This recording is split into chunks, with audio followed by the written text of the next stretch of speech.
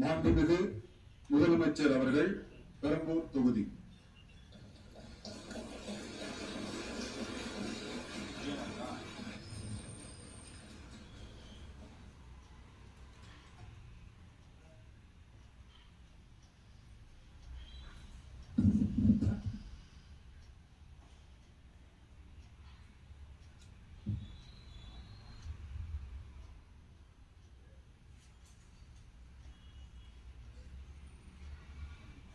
சட்டமன்ற பேரவையின் உறுப்பினராக தேர்ந்தெடுக்கப்பட்ட சி. ஜோசப் விஜய் எனும் நான் சட்ட முறைப்படி நிறுவப்பெற்றுள்ள இந்திய அரசமைப்பு சட்டத்தில் உண்மையான நம்பிக்கையும் பற்றுறுதியும் கொண்டிருப்பேன் என்றும் இந்திய நாட்டின் இறையாண்மையையும் ஒருமைப்பாட்டையும் நிலைநிறுத்துவேன் என்றும் நான் மேற்கொள்ள இருக்கும் கடமையை நேர்மையுடன் நிறைவேற்றுவேன் என்றும் உளமாற உறுதி கூறுகிறேன்.